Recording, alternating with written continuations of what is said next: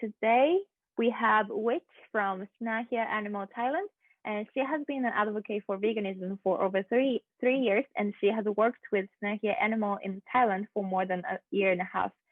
She believes that all oppressions are connected and that it is crucial to be consistent against all forms of oppression affecting both humans and non-humans. Sinergia Animal is an international animal protection organization working in countries of the global south to reduce the suffering of farmed animals and promote more compassionate food choices. The organization is recognized as one of the most effective animal protection NGOs in the world by animal charity evaluators. The title of this workshop is The Value of Cage-Free Campaigns in a Global South Country, and she will be sharing her experiences working on corporate pressure campaigns in the Global South and their take on cage-free policies. The so-called cage policies have always been under criticism among advocates of veganism. In this workshop, participants are welcome to engage in a discussion about the floor is all yours, Wich. Thanks for the introduction, Kaho. So now please bear with me for some seconds while I'm trying to share my screen.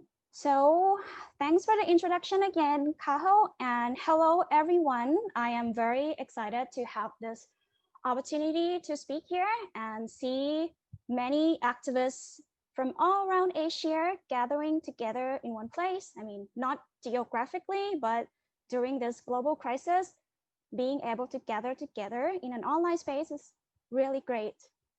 So as Kaho has already mentioned, my name is Wich. My real name is Wichayapat, but feel free to call me Wich. I am from Bangkok, Thailand, and I'm currently the Thailand-based campaign manager of Sinergia Animal. A little bit about our organization, just an extra from what Kaho has already told you. Sinergia Animal was founded in Latin America, and we started working in 4 Latin American countries first. We are now an international organization because in 2019, like earlier 2019, our co-founders decided they would like to expand to Thailand and Indonesia, and that's why I'm here right now. So altogether, we are working in 6 different countries all over the world. All of the countries we are working in are the Global South. The reason we decided to expand to Thailand and Indonesia is because our research indicated that both countries are the biggest exporters of eggs in the region. And at that time, there were still no other major organizations working to reduce the suffering of egg-laying hens in the countries, like in these 2 countries. We believe that we have a lot of potential to make an impact on as many non-human animals with the resources that we have. And this is the fact about our organization that I am very proud of. The majority of our team is either Latinas or Asian women. We are a woman-led organization with 80% of our leadership team are women. And I'm just so proud of this fact, guys. I just have to put it out there. So we work on 3 different fronts currently. We have suffering reduction campaigns, AKA cage-free campaigns, which is what I will be talking about today. So also please note that when I talk about suffering reduction, I mean, the work of our organization currently it's only for removing cages for egg-laying hens, but the points and the explanation that I will be going through today will be applicable for other forms of suffering reduction as well. For example, removing crates for pigs or banning mutilation without anesthetic and so on. And then another front that we are working on as well is food policy. We are running vegan challenges, which are Spanish, Thai, Bahasa, Indonesia. When I say vegan challenges, I mean it's a program that helps encourage people who would like to make a switch to a plant-based diet but don't have the community and don't know how to start. all vegan challenges provide the space and the tips and everything they need to start adopting a plant-based diet. Also belong to the food policy front. It's the program called Feeding Tomorrow.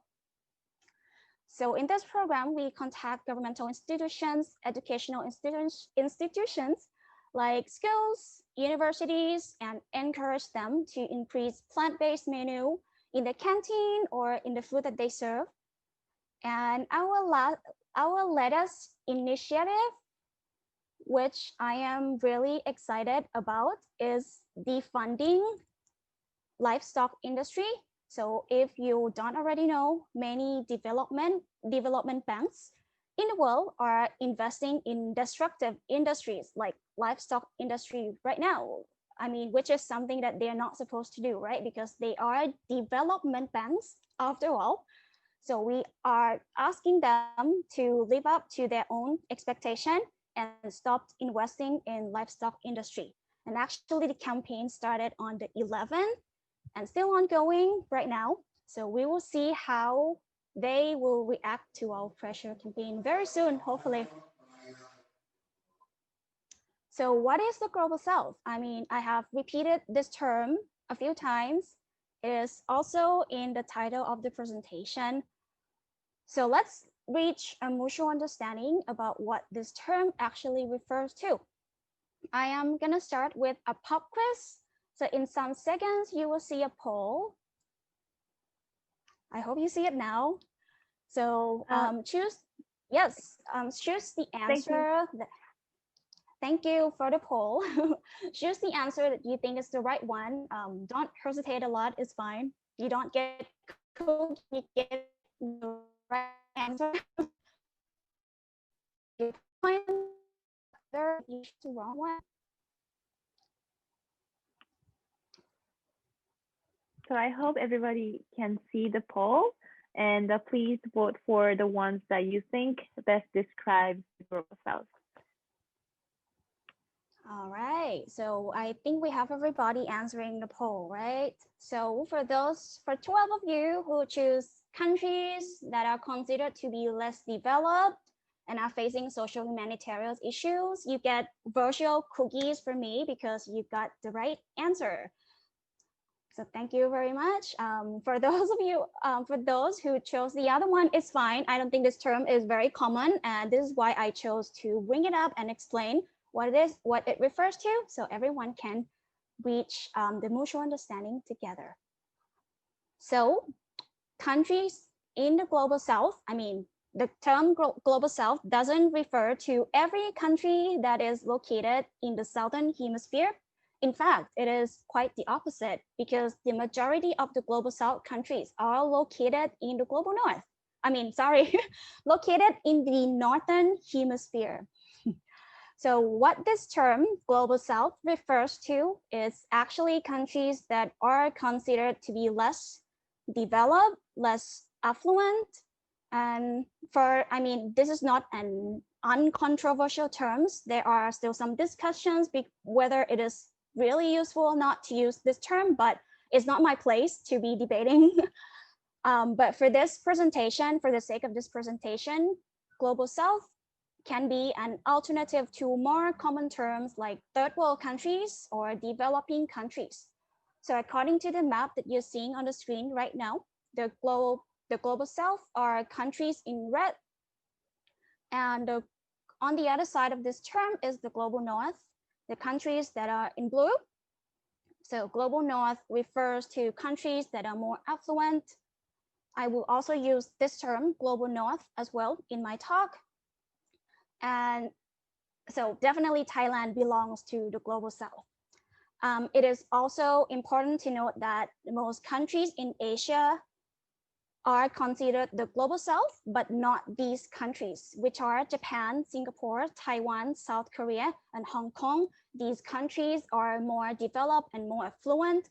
So for this discussion that we have today, these countries, even though they are located in Asia, they are the global north countries. One of our work is to reduce animal suffering in the global south. I am aware of the discussion within the animal rights movement about the suffering reduction campaigns, whether it does service or disservice to non-human animals.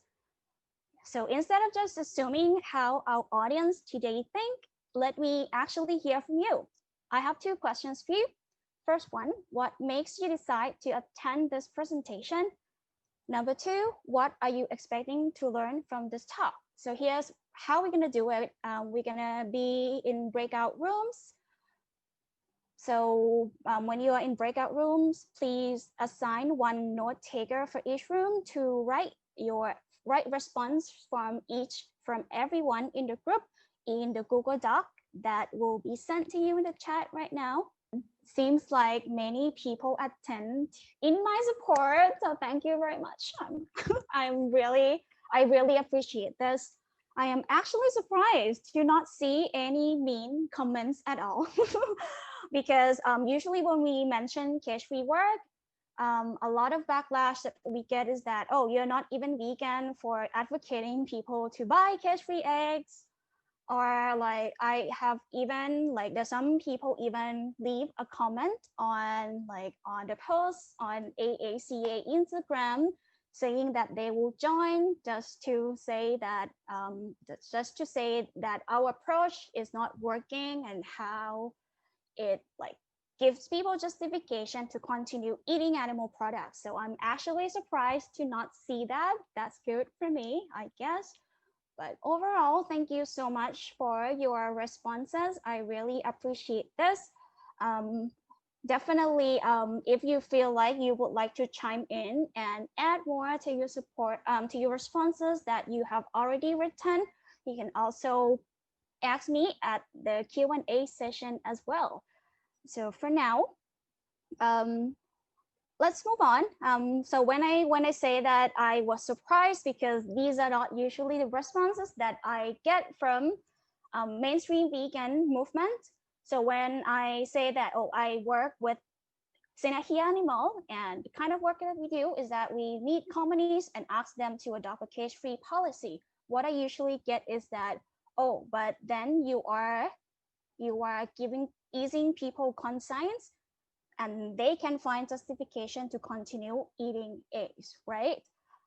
Actually, that's how I used to think as well in the first year of my activism. So I was one of those vegans who cringe every time I see welfare campaigns. I believe that those kind of campaigns advocate for better treatment of animals, but doesn't really challenge the exploitation of non-human animals, and that it encourages people to buy high welfare products, which doesn't really solve the problem, right? Yeah, I used to believe that. I used to believe that the only right path towards animal liberation is to talk to people, educate them about the suffering of non-human animals, convert them to veganism, like one person at a time. And this is how I used to be as well. I used to believe that any messages that say anything else apart from go vegan is wrong. This is how I was in the past. And I believed that if I keep changing hearts and minds, one person at a time, I will eventually see this world like this, free of non-human animals exploitation. Sounds reasonable and simple enough, isn't it? I mean, well, I started to re-examine this notion gradually once I see the growth of veganism, the surge of plant-based products abroad and in Thailand as well. But I also see this news saying that meat and seafood consumption in Asia will rise by 78%, global meat consumption will rise, like these kind of news articles.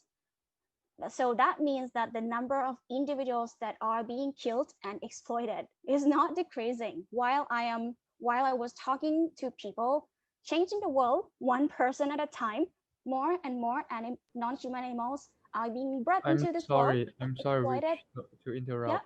Yeah. Sorry. I think you can share the slides now. How is it now? Yes, we can see that. So let's go back because I really would like you to see the slide.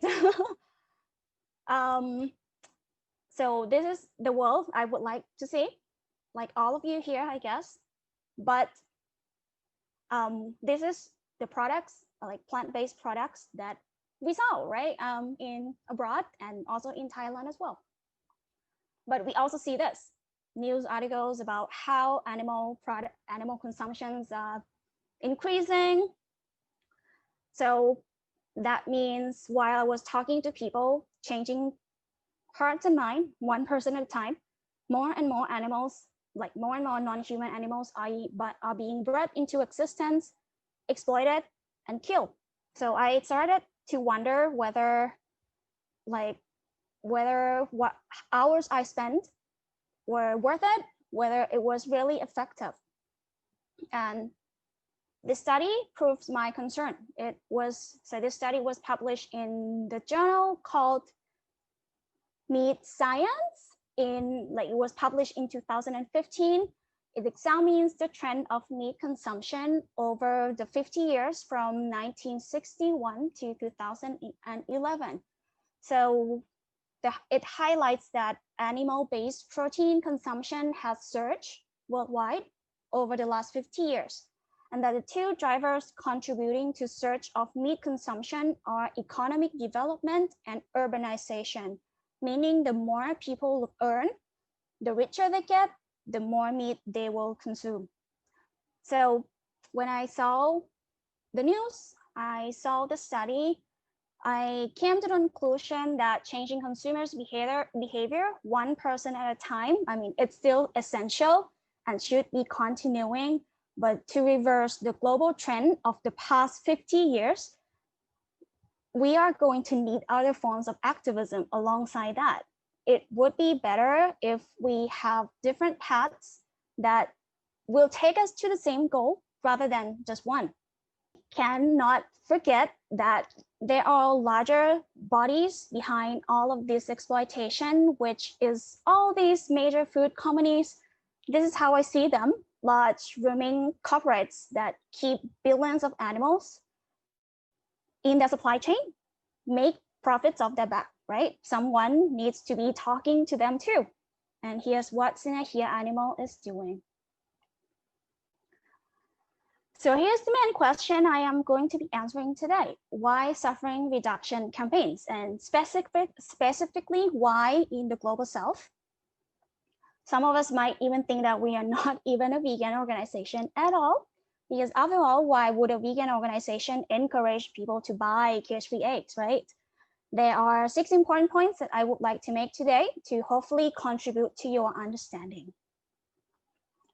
The point number 1 is we still promote veganism. We believe that promoting veganism is essential. We can, and we do, promote veganism and encourage behavior change. We have vegan challenge programs in 3 different languages, are already mentioned in the beginning. And at the same time, we are working to reduce the suffering of non-human animals who are currently exploited. We do this by asking major food companies to move away from the cruelest practice. And these 2 fronts are not mutually exclusive as many vegans would like to think. The ultimate goal that we hold close to our hearts always is to eliminate exploitation altogether. Point number 2, the talk about cage-free campaign. The cage-free talk, it's for major food producers and not for consumers. We reserve the talk about suffering reduction only when we talk to companies, corporates, major food producers, and big fast food chains who are currently exploiting billions of individuals. We ask them to move away from the worst practice in their supply chain. We never tell consumers to buy higher welfare products, and we are not planning to do so. On the contrary, we communicate with consumers that ditching products that come from exploitation is the best way to help individual non-human animals. And oftentimes when I go to meetings with companies, I would like to just cut to the chase, tell them that exploiting individual is wrong, that they should just convert their entire supply chain to a plant-based one, starting at the moment we're speaking. But they would be confused at best or frustrated at worst. That doesn't sound like something that they will agree to do, does it? It is not realistic to ask a company to go vegan because they have so many individuals that they're exploiting for profits. We have no realistic possibility of making companies to convert their entire supply chain overnight or stop exploiting non-human animals immediately. I mean, up to now, there's currently no realistic approach to ask them to do that yet. But on an individual level, it is realistic and feasible to shift to a plant-based diet. One can just simply start making a conscious decision when they buy food and other products. We are just asking each party to do what is feasible for them for the time being. I mean, for companies, it is feasible for them to move away from cages. For individuals, for most individuals, it is feasible to switch to a plant-based diet. Point number 3, to non-human animals, any positive changes matter. Of course, ultimately, they don't want to suffer at all, but would you be opposed to any small positive changes that can at least alleviate what they are going through? While the knowledge of feasible approaches to convert the whole supply chain of a company vegan in a short time, it's rather limited. We do have a realistic and feasible approach proven scientifically to reduce suffering in the supply chain. So we see it as a moral imperative to seize these opportunities to reduce as much animal suffering as possible. It has been scientifically proven that concrete changes on farms, like getting rid of cages, banning the mutilation without anesthetic, and stunning before slaughter, AKA humane slaughter. This can significantly change suffering. There are several studies which indicate that hens who have more spaces to express their natural behaviors, or they will have lower chances of getting non-infectious diseases. Studies have also demonstrated that hens are motivated to express their natural behaviors, like perching and nesting. And when the space doesn't allow them to do so, they can experience frustration and emotional distress. So while we are working towards the end goal of non-human animal liberation, it is better for them to suffer less rather than having to suffer severely without being alleviated at all. So let's imagine that you could communicate with hens who are kept in tiny cages like this. Would you tell them something like this? I know you suffer very much. I am fighting for the day when you will be liberated entirely. Until that day comes though, could you just please hang in there in the tiny cages, because any efforts to reduce your suffering or remove cages at all is unproductive and hindering your liberation. I mean, I wouldn't be able to say that to them. Point number 4, the argument to eliminate non-human animal exploitation stands on its own. The moral argument for not eating non-human animals, that killing them when we don't need to, it's strong enough alone. It will not be dissipated by working to reduce their suffering. So suffering reduction campaigns and public awareness about non-human animals will help the goal of veganism rather than harms it. One of the arguments against suffering reduction campaigns like cage-free campaign is that this kind of campaigns will give people justification to continue consuming products that come from non-human animals. Well, I have to say that even before Sinergia Animal started its work in Thailand, that means before any organizations at all started asking companies to go cage-free, I have met people who justify their consumption of any products by mentioning cage-free, free range, humane slaughtered.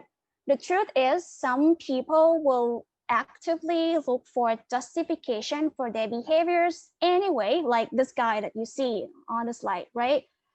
With or without our suffering reduction campaign, people will find a way to reassure themselves to continue their same old eating habits.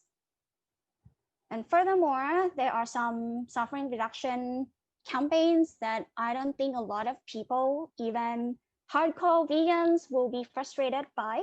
So the first example is the ban of culling of male chicks. France and Germany are on their way of getting this practice banned. This is considered to be a form of suffering reduction as well. I mean, it doesn't eliminate the egg industry altogether, but I don't think a lot of people will condemn France and Germany for having the audacity to even think about banning male chicks culling. And another example could be stunning pigs or cows and make them unconscious before slaughter.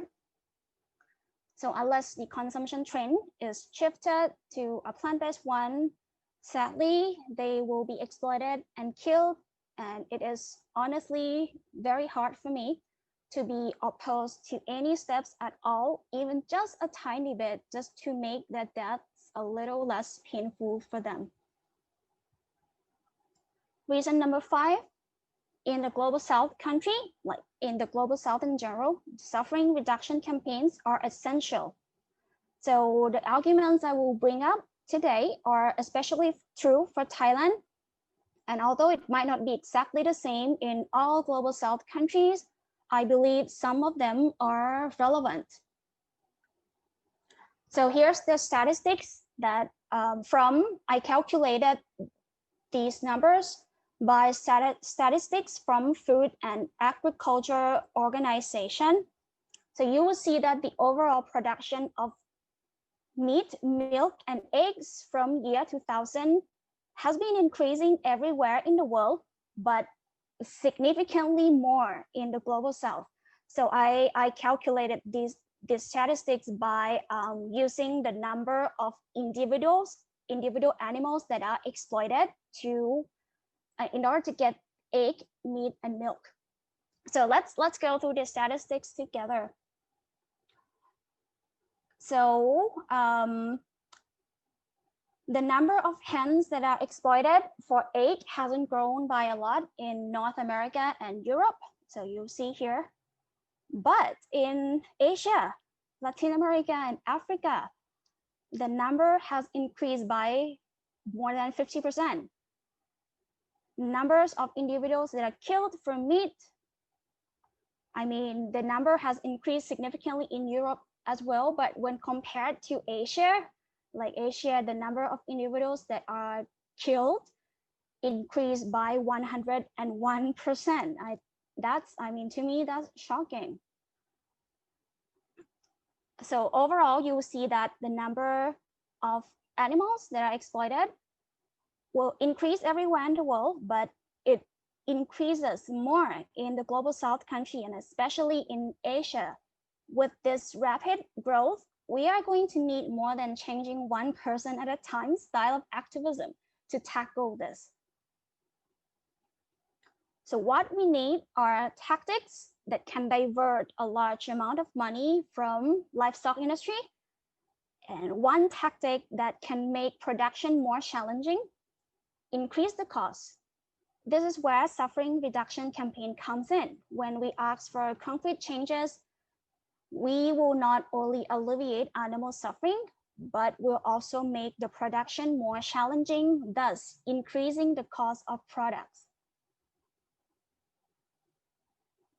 So let's have another quiz because you might get tired of hearing me speaking alone already. I would like to ask, what is the top country of meat consumption according to the latest stats available? So you are seeing the poll right now. Feel free to choose one country you think is the top meat consumer. So I just wanted to give you a heads up that we're kind of running behind the time. We only have 15 minutes for the workshop. So I'm just gonna end the poll like in a couple of seconds, and then you can continue. Of course.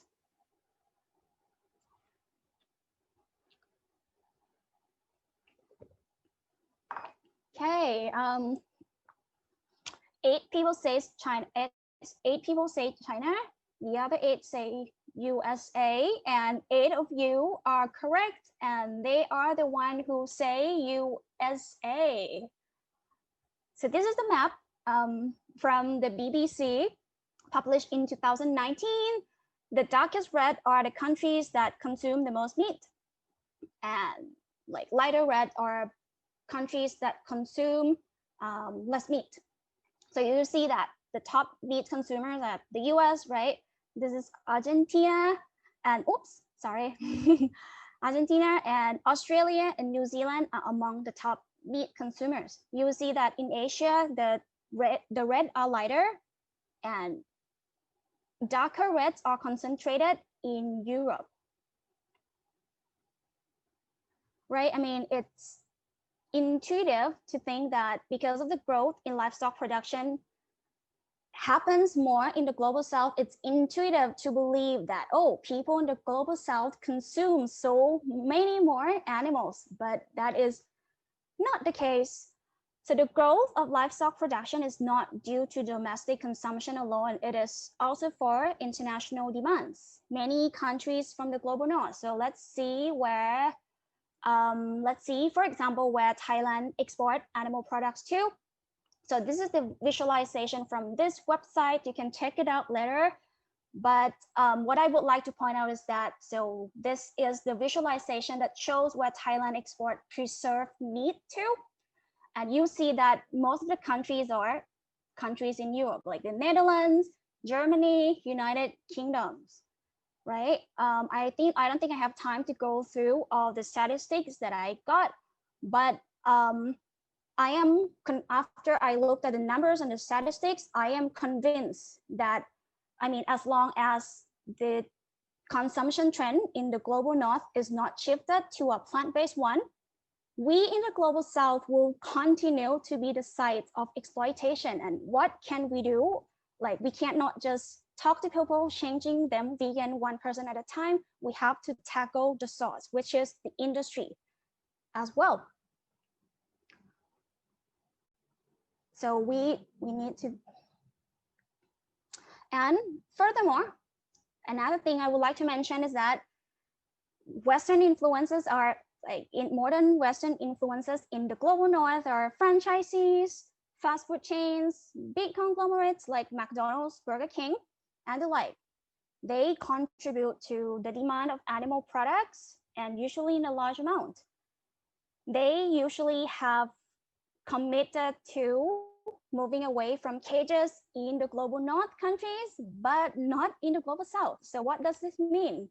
We cannot just let them operate in whatever they want without holding them accountable for their actions. So we have to ask them why they are choosing these double standards when they can apply the same policy all over the world. Reason number 6, this is not the end of the story. We are aware that suffering reduction is not enough. It's not the end game. It's a compromise, but we have to start somewhere. When the time comes when these tactics prove less effective, we will refocus and work on other campaigns. I mean, we have already started campaigns to defund livestock industry, right? It started on the 11th, as I mentioned, we collaborated with Feedback and Global Forest Coalition, asking development banks to stop investing in factory farming. So once we have more resources and more people to join in our movement, we will be able to perform various tactics to get even closer to the ultimate goal of animal liberation. So here are the summary of the 6 reasons. Here are the 6 reasons why we think suffering reduction campaigns are no less important than consumer outreach, especially in the global South. In fact, there's so much activism to be done to eliminate the exploitation of non-human animals. We need all of these tactics and even more. And I just would like to end with this quote, which I like very much. Remember who the real enemy is. I don't think non-vegans are our enemies, and I don't think people who choose different tactics are my enemy either, given that their tactics are not perpetuating other forms of oppressions like racism or racism. If their goal is for total liberation, both for human and non-human animals, all of these different tactics within the movement will get us there. My real enemy is this entrenched system called speciesism. This system refuses to recognize non-human animals as individuals, and our current food system is built upon it. So I have resolved that as long as I live, like I would try every way I can to just at least make a dent in the modern food system, with the hope that one day we will be able to shift our food system altogether to an entirely plant-based one and free of exploitation. Thank you very much. I hope this talk contributes to your understanding. I am sorry I was rushing at the end. We were running out of time, but I will leave these 7 minutes for any questions, comments, concerns that you have, or any discussion that we would like to bring up at all. So I have here, have you partnered with retailers to conduct research on merchandising strategies for cage-free eggs?